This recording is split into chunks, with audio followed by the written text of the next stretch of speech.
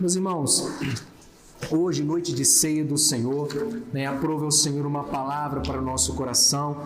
Quero te convidar a abrir a tua Bíblia no Evangelho de João, amém? No capítulo 3, nós vamos partilhar da palavra do Senhor. Aleluias.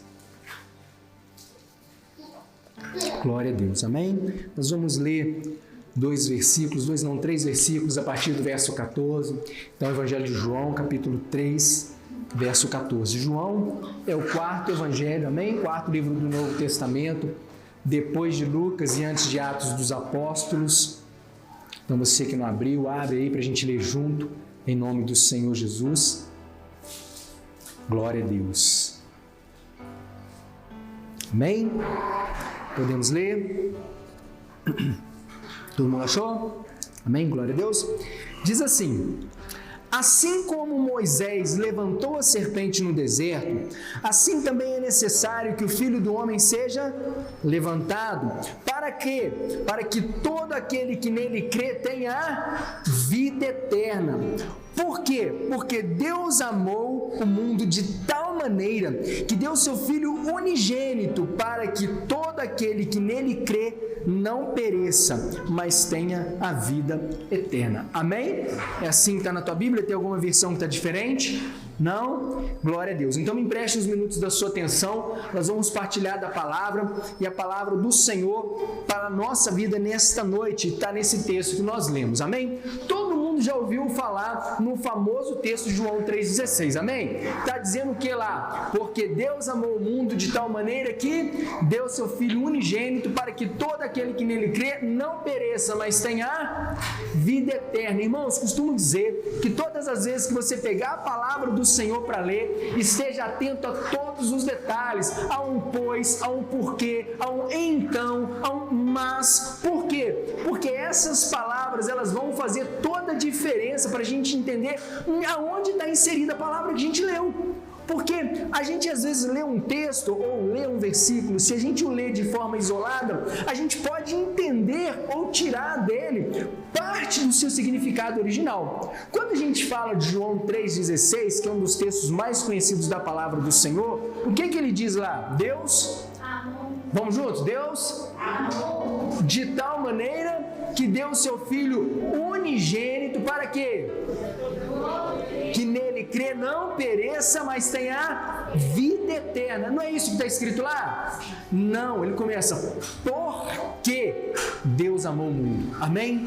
Então, Jesus, quando está dizendo essas palavras, ele está complementando alguma coisa. O texto que a gente leu, que a gente começou no versículo 14, ele está dentro de um contexto em que, segundo a palavra, Jesus recebe a visita de um dos principais da sinagoga, um homem chamado Nicodemos. Nicodemos vai ter com Jesus, mas àquela altura do campeonato não era boa bisca ou boa praça aqueles que andavam com Jesus. Pensa numa pessoa que, embora estivesse fazendo grandes coisas, ainda não era muito bem vista pela comunidade religiosa, por assim dizer. Porque Jesus vinha agora como um mestre, como um rabi, mas as próprias pessoas que o ouviam diziam assim: uau, ele fala diferente, ele fala com uma maneira mais encorpada, com uma maneira mais acreditável. Porque, segundo as pessoas que ouviam, assim, ele fala com autoridade, não fala como os escribas e fariseus. E por conta disso, os escribas e fariseus começavam a tramar a sua morte.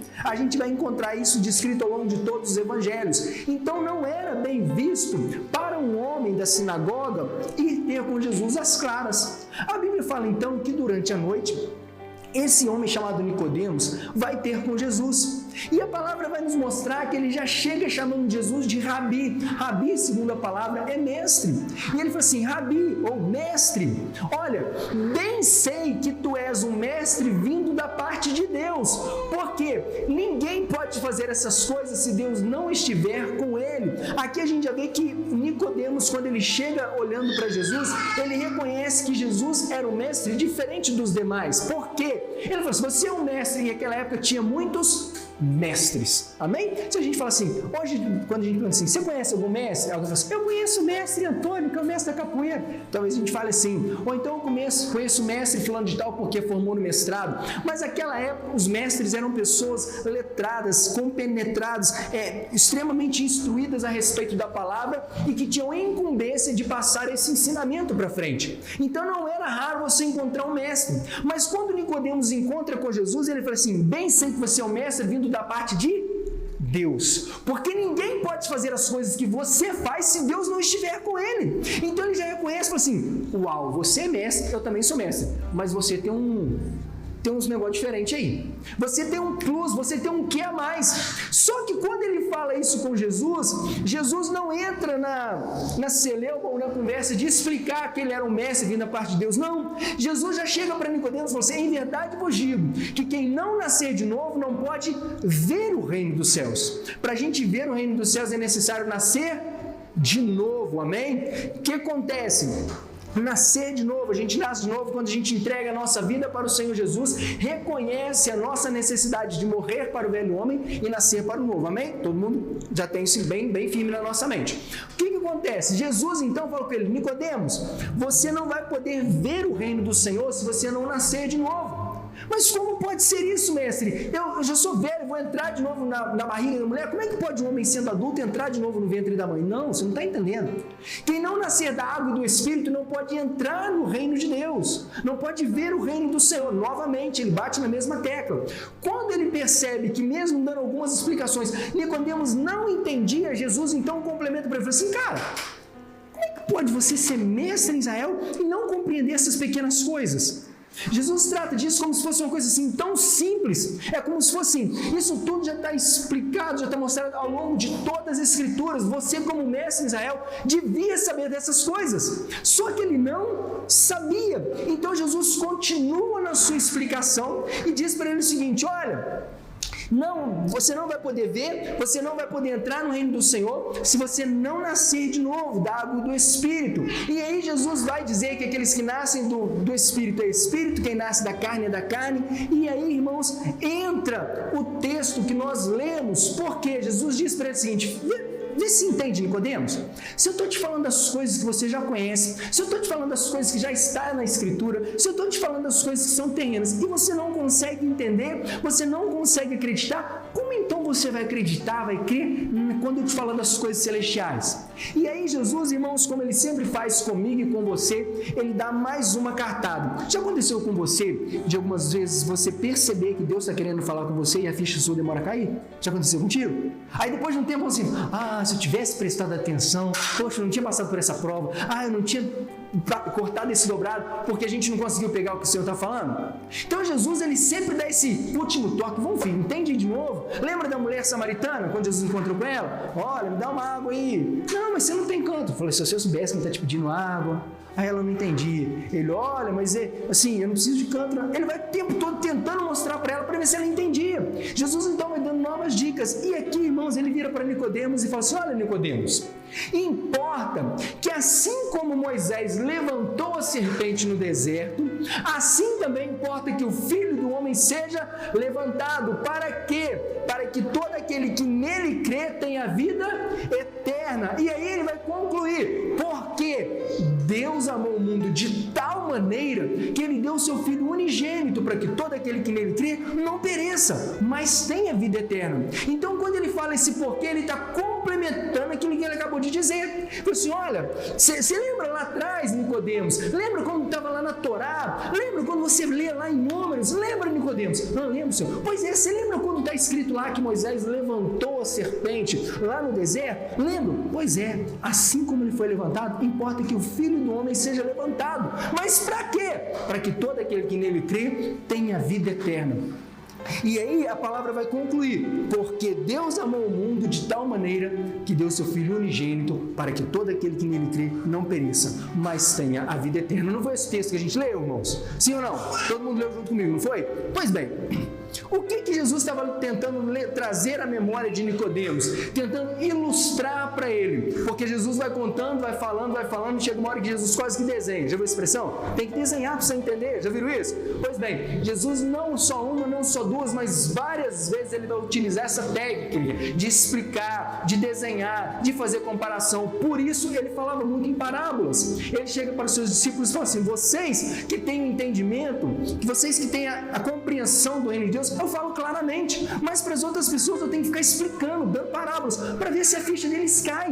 E era isso que ele estava fazendo com Nicodemos. Nicodemos, lembra lá de trás? Lembro. Pois então, exatamente daquela forma vai acontecer comigo. E isso aconteceu para que todo aquele que olhasse para mim, cresce em mim, tivesse a vida eterna. Então, irmãos, esse texto aqui ele vai nos jogar lá para trás, lá para a serpente. O que acontecia lá atrás? A palavra vai nos contar no livro de Números, que certa vez o povo caminhando no deserto, cansado já do trajeto, cansado. Qual que era o cardápio do povo no deserto, irmão? Era o quê? Maná, só maná. Suflê de maná, pudim de maná, bolo de maná, sopa de maná, vitamina de maná, mas o que de maná?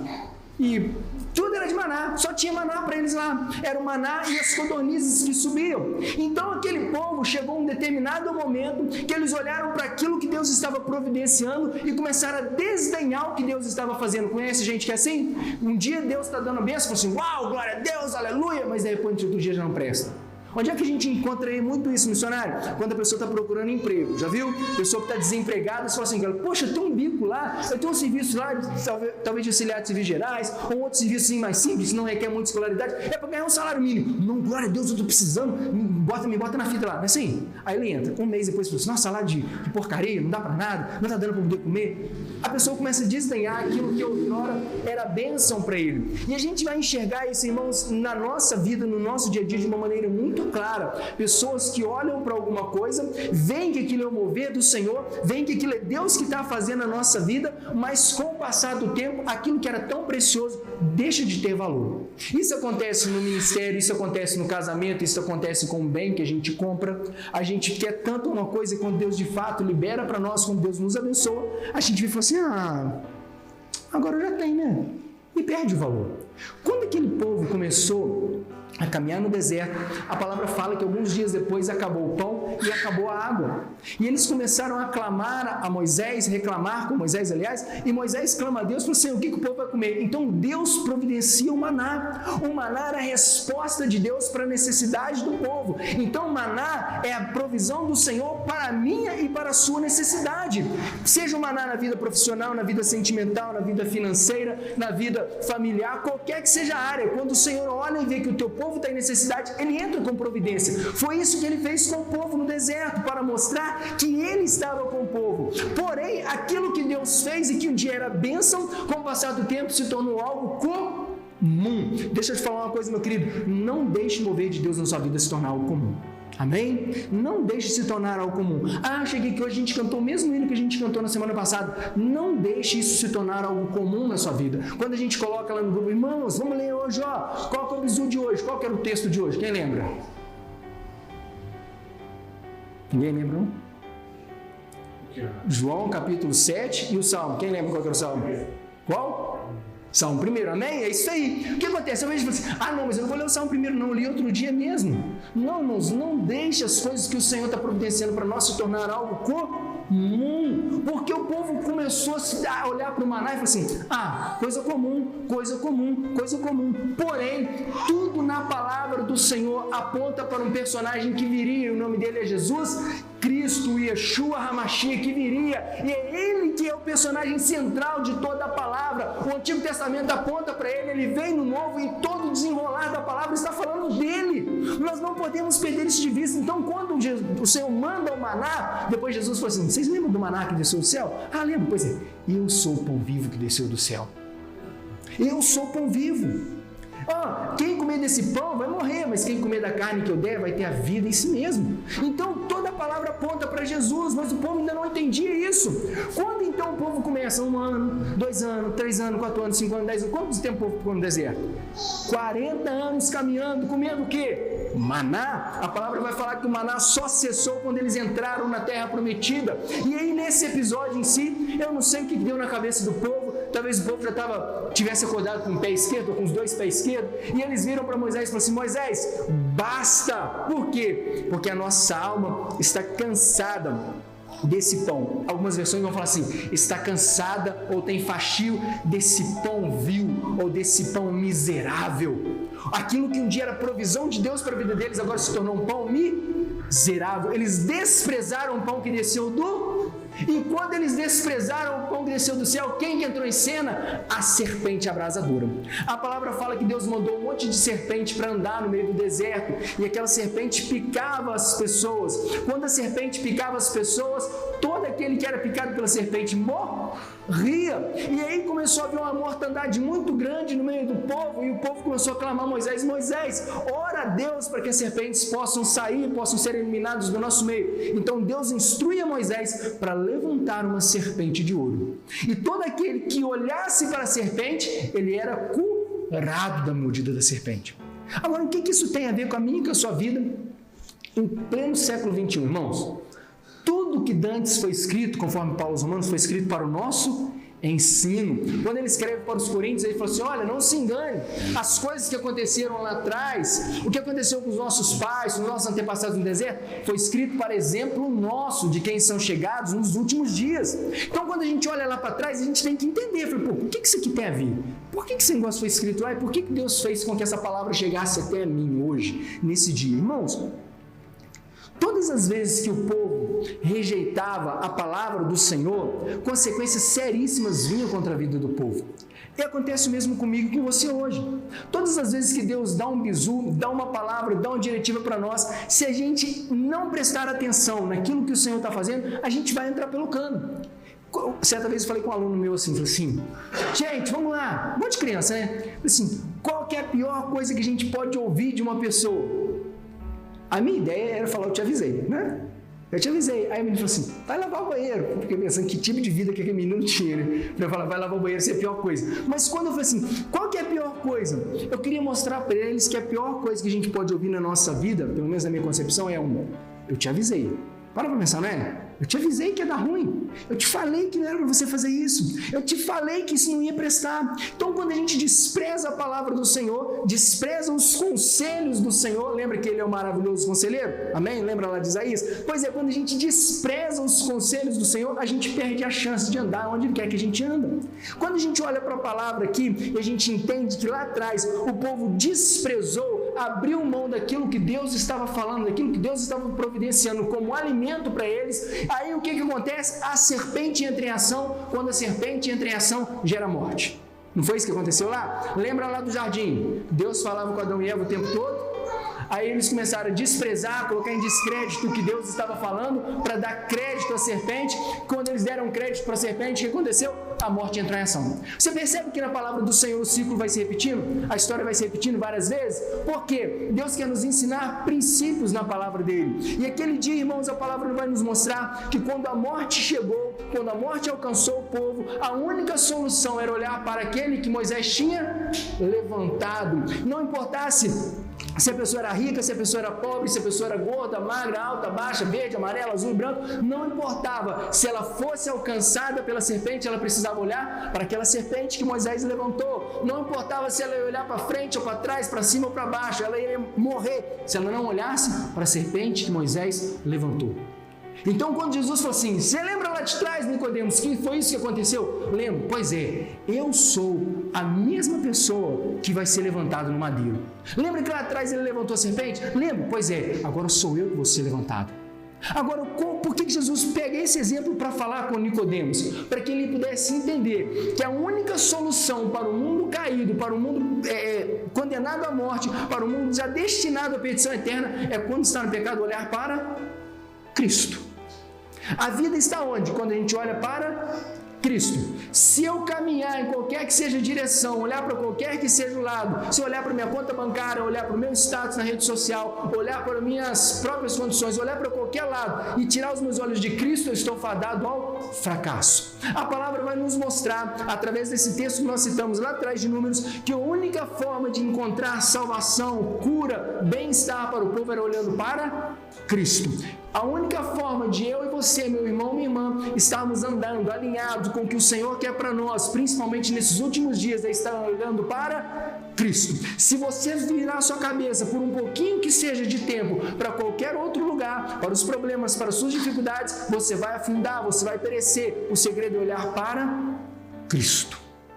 Amém? Quantos lembram da passagem de Pedro sobre as águas? Lembram? Todo mundo lembra? Pois bem, Jesus tinha ficado até mais tarde com o povo, disse para os seus discípulos, falou assim, olha, pode ir andando no mar adentro, eu vou orar e mais tarde eu vou até vocês. No meio da madrugada, Jesus então vai ao encontro dos discípulos que já estavam no meio do mar da Galileia, e aí no meio daquelas ondas, no meio daquela escuridão toda, os discípulos olham e falam assim, ei, lá está um fantasma. Não, calma aí gente, não é um fantasma, não sou eu, estou chegando. Então Pedro nem meio que salta na frente e fala, se tu és o Cristo mesmo, deixa eu ir até onde você está, por cima das águas. E a gente vai olhar e a gente costuma dizer que Pedro é um homem de pouca fé porque Pedro afundou, já ouvi isso algumas vezes. Fico imaginando, irmão, se ele de pouca fé conseguiu dar 2 passos em cima d'água, a gente tá mal na fita, não tá? Pois é, eu não sei se eu conseguiria. Você conseguiria? Não, passando é bem complicado, né? Pois bem, talvez a gente não tivesse fé nem para sair do barco, não é verdade? Essa semana eu estava pensando algo, né? Meditando, a gente está nesse projeto de jejuar, de meditar na palavra, e eu fiquei pensando por que a gente vê tão pouca cura nos nossos dias. Por que a gente vê tão pouca manifestação do Senhor? E Deus trouxe uma coisa no meu coração de me mostrar o seguinte, às vezes nós estamos muito preocupados com a nossa reputação. Não é verdade? Por que a gente não ora botando a mão na cabeça da pessoa? Porque a gente pensa assim, vai que dá errado. Assim ou não é? E se eu orar e a pessoa não for curada? E se eu der uma palavra e a palavra não cumprir? Não é assim que a gente fica? Então, essas coisas servem para nos mostrar, irmãos, a importância de a gente desligar de algumas coisas para que a gente possa permitir o Senhor trabalhar mais em nossa vida. Quando Pedro olha e fala assim, ei, olha lá o Cristo, deixa eu ir contigo, pode vir. Pô, mas e se eu afundar? Ele não pensou, irmãos, ele botou o pé na água e foi caminhando. E a palavra vai nos mostrar que enquanto ele olhava para Jesus, ele conseguiu caminhar sobre as águas, ele conseguiu fazer aquilo que era impossível, porque ele estava olhando para Jesus. Quando nós olhamos para Jesus, os nossos olhos estão fixos no Senhor da nossa alma, não importa quão difícil, quão impossível pareça, qualquer situação que nós estejamos vivendo, a gente consegue até caminhar por sobre as águas. Mas a palavra vai nos mostrar que no momento em que Pedro começa a perceber o vento, começa a perceber as águas debaixo dos seus pés, e ele tira os olhos de Cristo, o que aconteceu? Afundou. É exatamente assim na minha e na sua vida, irmãos. Todas as vezes que nós tirarmos os nossos olhos de Cristo, a gente vai começar a sucumbir, a gente vai começar a afundar. Nós dizemos aqui semana passada, o caminho para o fim. Semana passada nós dissemos a respeito da Páscoa, não sei quem estava aqui, quem se lembra. Nós falamos assim, olha, a Páscoa é uma mudança de jurisdição. O Senhor nos tirou de um lugar, de uma autoridade que o pecado tinha sobre nós e nos levou para um outro lugar, onde a autoridade é do Senhor Jesus, porque nós somos comprados por um bom preço, não veio de graça. É como falar assim, não, eu vou te trazer para mim, não estou trazendo de graça não. Já viu quando alguém faz alguma coisa para você e depois te amarra para você ficar devendo um favor? Já viram isso? Já aconteceu com você já? A pessoa fala assim, quanto que é isso aqui? Não precisa pagar não, se não precisa pagar não fale preço, amém? Toda vez que você for dar alguma coisa para alguém, for abençoar alguém, não fale preço, amém irmãos? Guarda isso no seu coração, porque é péssimo. Alguém fala assim, eu vou te dar de presente, tá? Que custou R$70 e dá para a pessoa. Isso é uma maneira que as pessoas têm de amarrar a outra num favor de R$70. Já viram isso? Porque fala, meu Deus, poxa, nem agora eu estou devendo ele R$70, né? Porque ele fez um favor para mim de R$70. Então, se for abençoar uma pessoa, não fale preço, amém? Tem uns irmãos que trabalham em salão, não tem? Um dia que você for abençoar alguém, a pessoa, quanto ficou meu cabelo? Ficaria em R$1.749, mas não precisa pagar não. Não, se não for precisar pagar, não fala o preço, porque senão a pessoa fica meio que amarrada naquele, agora eu estou devendo R$1.749, né? Tem gente, a Paula trabalha com alimentação, amém? Então sirva de exemplo para nós, de lição nesse sentido. Então quando Jesus vai e paga o preço, foi de graça, irmãos? Não, ele pagou e não deixou nenhum resquíciozinho para trás, no sentido assim, fiquei devendo um favor. Não, foi pago um alto preço, a gente disse isso na canção, sei que foi pago um alto preço para que eu e você pudéssemos ser irmãos. E agora quando a gente olha para a palavra do Senhor, e como a gente disse semana passada, o inimigo não consegue mudar essa realidade, amém? O inimigo não consegue mudar a sua realidade no Senhor, amém? O inimigo não consegue mudar a sua realidade em Deus, amém? Amém? Amém? Amém? Você foi comprado por um bom preço. Para que alguém possa te comprar de novo, precisa pagar um preço para aquele que é o verdadeiro dono. Se esse dono não vender, ninguém pode te comprar de novo. Amém, irmãos? Amém? Guardou isso no seu coração? Pois bem, não pode ser mudada essa realidade. O Jesus já foi levantado no madeiro, assim como Moisés levantou a serpente. Essa realidade não pode ser mudada. A palavra vai nos ensinar que lá atrás, todo aquele que olhava para a serpente, não importava se ele tivesse tido uma mordida, 50 mordidas, 1 milhão de mordidas de cobra. Se ele olhasse para a serpente, ele era curado. Quando a gente vê para o Senhor Jesus, que morreu na cruz do Calvário por mim e por você, não importa se você tinha um pecado, 2 pecados, 1 milhão de pecados, quando a gente olha para ele, os nossos pecados são perdoados. A palavra fala que se nós confessarmos os nossos pecados, ele é fiel e justo para nos purificar, e o sangue de Cristo nos purifica de todo pecado. Não tem mais nada. Então o diabo não pode mudar a realidade, não importa quão difícil, quão problemática seja a nossa situação. Se a gente olha para Cristo, nós estamos caminhando na direção que o Senhor quer que nós caminhemos. Essa realidade não pode ser mudada. Então o que ele faz? Ele tenta nos distrair. Quando eu tenho tempo, eu gosto de ficar olhando aqueles truquezinhos de mágica na internet, viu? Com carta de baralho, com bolinha, tal. E sempre tem alguém no final que conta o truque. Para mim é a melhor parte, né? Ele conta como é que o truque é feito. E ele fala assim, olha, o segredo é distrair a sua atenção para aquilo que não é importante. E aí quando ele te conta e você vai ver de novo o vídeo, você vê exatamente a pessoa fazendo. Ele está mexendo com a mãozinha aqui bonitinho e ele está trocando a carta com a mão de cá. Amém? Se tiver oportunidade, depois vocês veem lá. Então o que ele faz? Ele chama a sua atenção para uma coisa que não é importante e aquilo que de fato é importante, ele está sendo desviado das suas vistas. O que é importante para mim e para você, meu querido irmão? Não perder de vista o que o Senhor Jesus fez por mim e por você. Nesses dias de dificuldade, de pandemia, nesses dias de luta, não perder de visão o que o Senhor fez por mim e por você. O diabo não vai conseguir mudar a minha e a sua realidade, irmãos. Nós somos o que a Bíblia diz que nós somos, amém? Agora, o que ele faz então? Ele muda o seu foco de olhar. Se ele conseguir te fazer olhar para outras questões, se ele conseguir te fazer olhar para os problemas, para a pandemia, para a dificuldade, quanta gente parou de vir na igreja por conta da pandemia? Teve ou não teve? Sim ou não, irmãos?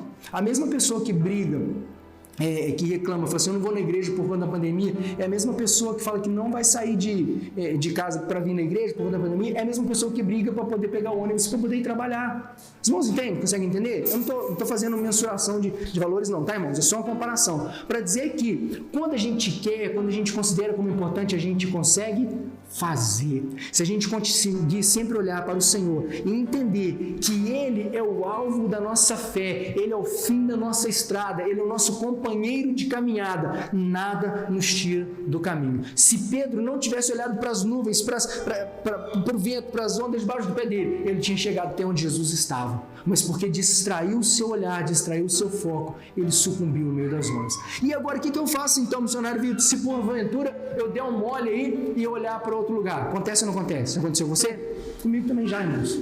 Mas dia menos dia, tem dia que a gente acorda chateado da vida, ou como a gente fala assim, boladão, né? E a gente faz quase como aquele povo no deserto. Acorda meio que com a pá virada, já aconteceu com os irmãos, já? Amém? Sim ou não, irmãos? Pelo amor de Deus, não deixa eu me sentir a pior pessoa do mundo não, que de vez em quando acontece comigo. Quando isso acontece, a melhor coisa que a gente tem que fazer?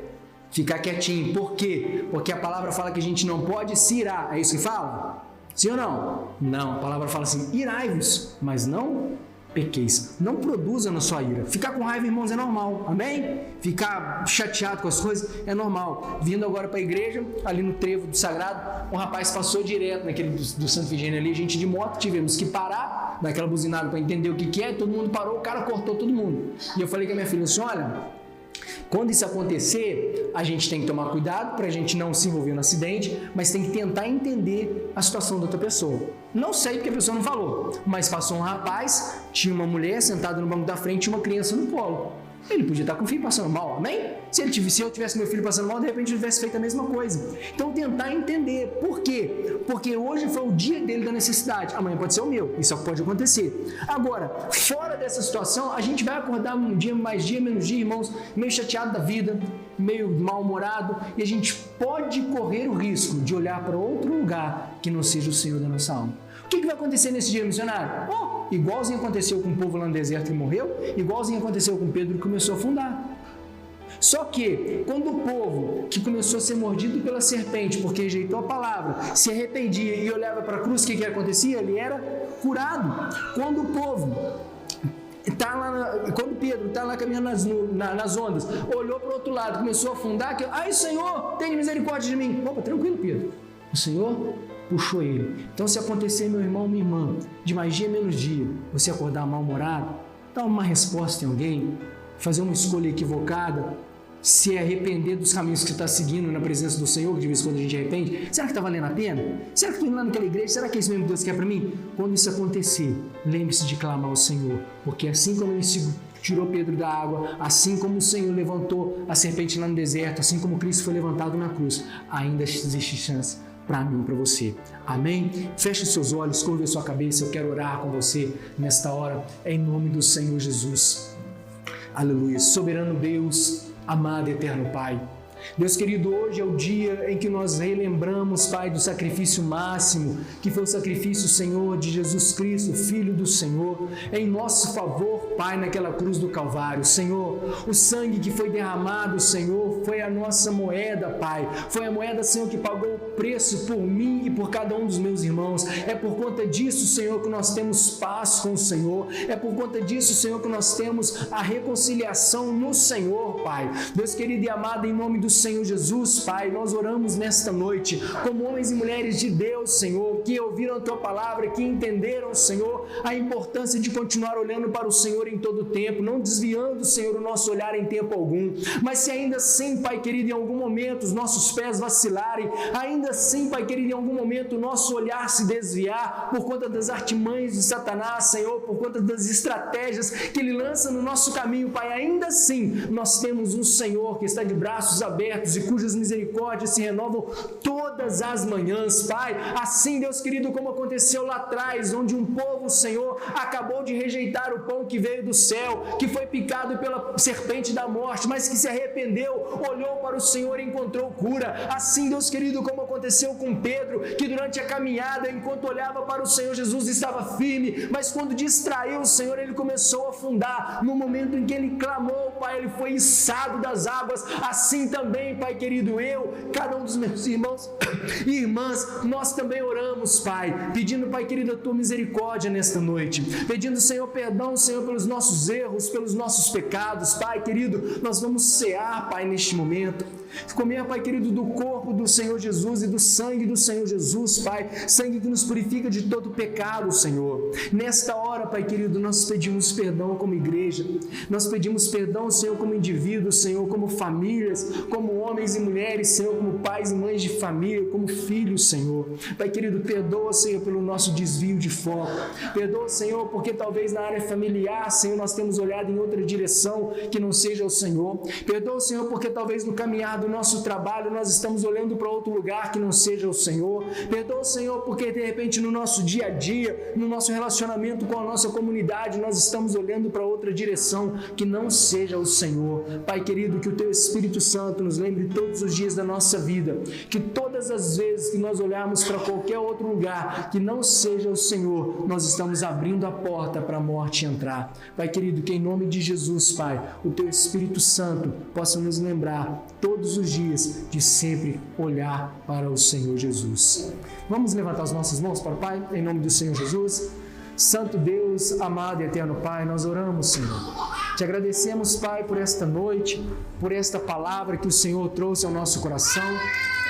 Te agradecemos, Senhor, pela convicção, Pai, que o Senhor planta cada dia em nós, Pai, de que não existe outro caminho além do Senhor. Hoje, Pai querido, nós aprendemos que se o Senhor, Pai querido, for alvo do nosso olhar, Pai, não existe tribulação, não existe pecado, não existe luta, não existe, Pai querido, tentação que nos seja capaz de impedir, Senhor, a nossa vitória, a nossa salvação que está em Ti. Pai, nós oramos nesta hora, pedindo a Tua bênção, Senhor, para a semana que se inicia, pedindo a Tua bênção, Pai, para o nosso propósito, Senhor, de oração, de jejum, de leitura da Tua palavra, Senhor. Pai querido, que o Senhor possa nos sustentar, Pai, em Ti, a cada dia, Senhor, para que nós consigamos concluir a carreira que está proposta para cada um de nós. Pai, assim como Paulo, Senhor, um dia pode olhar e falar assim, olha, eu concluí aquilo que o Senhor tinha para nós. Nós também queremos concluir, Pai, o Teu chamado para a nossa vida. Oramos, Senhor, te agradecendo, em nome do Pai, do Filho e do Espírito Santo. Amém.